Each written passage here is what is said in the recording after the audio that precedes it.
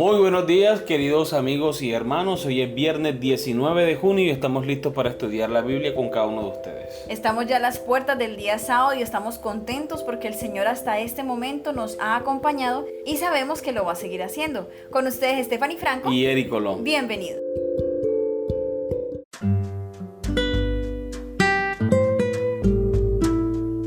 Para estudiar y meditar. En la Biblia hay muchos misterios que a los seres humanos finitos se nos hace difícil comprender y que son demasiado profundos para poder explicarlos completamente. Por eso, necesitamos una mente humilde y deberíamos estar dispuestos a aprender de las Escrituras con oración. La fidelidad a las Escrituras permite que el texto bíblico, a pesar de que su significado vaya en contra de nuestro razonamiento, diga lo que realmente dice. La fidelidad a las Escrituras respetará el texto, no lo alterará. Sí, algunos en efecto cambian los textos, ni evadirá su verdadero significado. Cuando la palabra de Dios se abre sin oración ni reverencia, cuando los pensamientos y los afectos no están fijos en Dios o en armonía con su voluntad, la mente es oscurecida con dudas y entonces, con el mismo estudio de la Biblia se fortalece el escepticismo. El enemigo se posesiona de los pensamientos y sugiere interpretaciones incorrectas. Cuando los hombres no procuran estar en armonía con Dios en obras y en palabras, entonces, por más instruidos que puedan ser, están expuestos a errar en su modo de entender las Escrituras y no es seguro confiar en sus explicaciones. Los que acuden a las Escrituras para encontrar contradicciones no tienen discernimiento espiritual. Con visión distorsionada encontrarán muchos motivos para dudar y no creer en cosas que son realmente claras y sencillas. Camino a Cristo, página 95.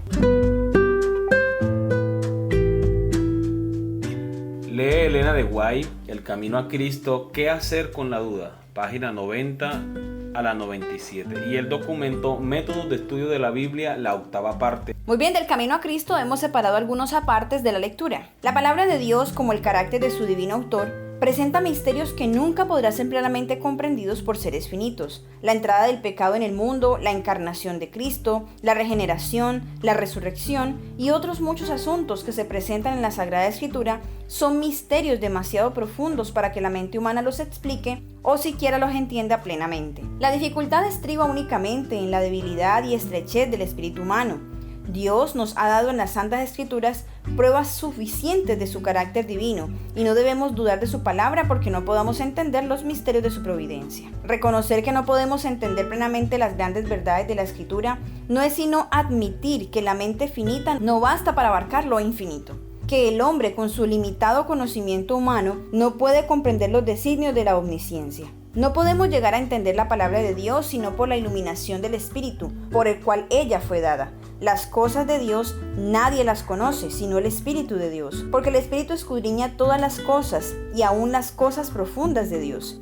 Y la promesa del Salvador a sus discípulos fue: mas cuando viniere aquel, el Espíritu de verdad, Él os guiará al conocimiento de toda verdad, porque tomará de lo mío y os lo anunciará. Dios desea que el hombre haga uso de su facultad de razonar, y el estudio de la Sagrada Escritura fortalece y eleva la mente como ningún otro estudio puede hacerlo. Con todo debemos cuidarnos de no edificar la razón, que está sujeta a las debilidades y flaquezas de la humanidad.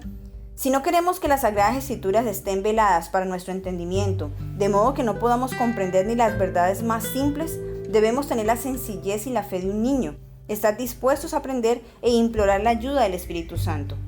El conocimiento del poder y la sabiduría de Dios y la conciencia de nuestra incapacidad para comprender su grandeza deben inspirarnos humildad, y hemos de abrir su palabra con santo temor, como si compareciéramos ante Él. Cuando nos acercamos a la Escritura, nuestra razón debe reconocer una autoridad superior a ella misma, y el corazón y la inteligencia deben postrarse ante el gran Yo Soy.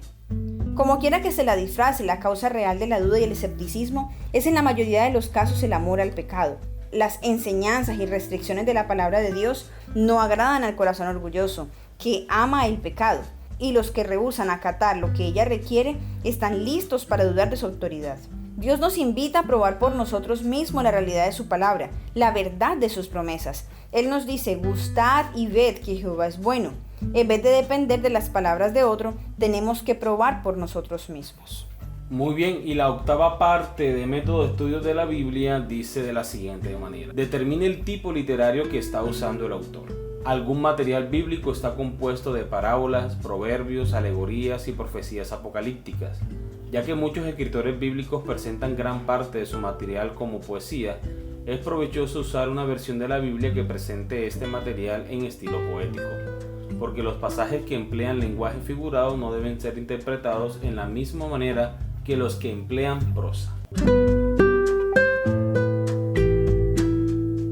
Muy bien, hemos llegado a las preguntas para dialogar. ¿Por qué las actitudes hacia la Biblia que analizamos esta semana son esenciales para una comprensión adecuada de las Escrituras? ¿Qué otras actitudes hacia la Biblia crees que son básicas para entenderla mejor?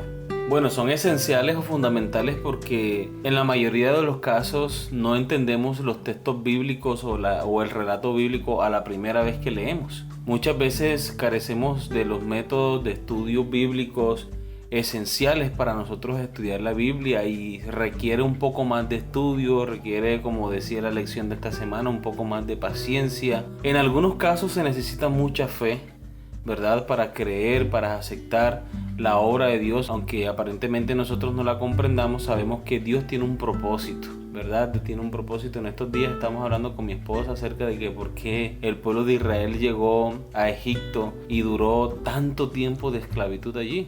Y pensamos que Dios condujo a su pueblo a la esclavitud, pero no es así. Dios los llevó a Egipto para bendecirlos, para que ellos se convirtiesen en una gran nación. Y todo iba bien hasta que José mandó a traer a su padre a Egipto, pero sabemos que el pueblo de Dios se pervirtió tras los dioses egipcios. Es que yo creo que ellos hubieran podido, los israelitas, hubieran podido hacer la obra realmente de Dios si se hubieran conservado fieles como le estaba haciendo José.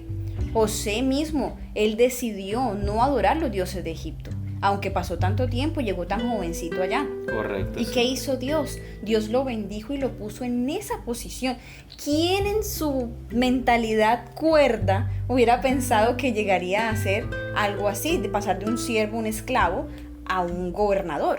Nadie. O sea, si no es fiel a Dios, nadie hubiese logrado tanto, pasar de siervo a gobernador. Entonces yo creo que si sus hermanos, si la gente que iba con la familia de José a Egipto, si todas esas personas se hubiesen mantenido fieles a Dios, adorando solo a Dios, no aceptando los ídolos, no mezclándose con la gente de allá en sus adoraciones y en sus costumbres, si eso hubiese sido de esa manera, estoy segura que los egipcios hubieran aprendido a adorar a Dios. Muy bien, entonces cuando ya nos detenemos un poquito a estudiar más la historia, qué fue lo que pasó, nos damos cuenta de que Dios tenía un propósito, pero muchas veces es el ser humano el obstáculo para que los propósitos de Dios se cumplan en nuestra vida. Entonces hace falta fe también en el momento de estudiar la palabra de Dios. Muy bien. ¿Por qué no deberíamos sorprendernos de encontrar cosas en la Biblia que son difíciles de explicar y entender? De hecho, ¿cuántas cosas del mismo mundo natural a veces son difíciles de entender? Hasta el día de hoy, por ejemplo, el agua. El agua está llena de misterios. Muy bien, es difícil de entender porque las características con que fue escrita la Biblia son muchas, que varían de nuestra cultura, de nuestro tiempo, de nuestra costumbre. Sabemos que la Biblia fue escrita hace ya más de 1500 años, mucho más de 1500 años, por muchos autores diferentes, en una cultura totalmente diferente que nosotros no entendemos. Y a eso añadámosle el hecho de que la Biblia no es cualquier libro, como cualquier otro ser humano hubiese escrito, no es la revelación de Dios, y muchas veces no entendemos toda la historia bíblica porque tenemos que verla desde otras perspectivas. Entonces sí, es completamente natural que nosotros encontremos pasajes que no entendamos, por el hecho de que el pensamiento hebreo adjudica todo lo que ocurre en el mundo a Dios, sea bueno o sea malo. Ya empezando por allí, tendríamos que analizar muchos de los textos bíblicos que leemos para poderlo entender. Y es que definitivamente nosotros debemos también comprender que tanto la Sagrada Escritura como la creación en sí tienen un origen divino. Entonces jamás vamos a poder comprenderlas al 100%. Todo es imposible, nuestra mente es finita y el creador de todo es de una mente infinita. Muy bien, vamos a la última pregunta de la lección del día de hoy. Como adventistas, ¿Cómo podemos responder la pregunta de Lucas capítulo 23 versículo 43, donde según la mayoría de las traducciones Jesús le dice al ladrón que ese día estará en el cielo con Jesús? ¿Cómo responder en forma honesta? ¿Cómo pueden, por ejemplo, pasajes como Juan capítulo 20 versículo 17, Eclesiastés capítulo 9 versículo 5 y 1 de Corintios capítulo 15 versículo 16 al 20 ayudarnos a entender este tema? Sabemos que Jesús no se refería al hecho de que ese mismo momento o en ese mismo día lo llevaría al cielo, por lo que dice la Biblia que sucede después. Jesús lo bajan del madero y lo ponen en la tumba. El día que la Biblia dice que hoy, cierto, era viernes de tarde, él pasó toda la tarde del viernes en la tumba. Incluso el sábado. Hasta el domingo fue que el Señor resucitó. Y cuando ya María fue a la tumba y se encontró con Jesús, Jesús le dijo: no me toques, porque todavía no he subido a mi Padre. O sea que Jesús todavía no había subido al cielo. Exactamente, entonces la promesa que Dios le hizo al ladrón en la cruz no se pudo haber cumplido ese mismo día, porque Jesús hasta el tercer día había resucitado y aún no había subido al Padre. No se refería a Jesús al hecho de que ese día se lo llevaría al cielo, sino que ese día prometió que estaría con él en el paraíso. Y es que justamente hay confusión en medio de las personas por la falta de una coma, pero como bien sabemos, en el idioma griego no hay signos de puntuación. Entonces obviamente allí no voy a poder poner una coma o algo para indicarnos.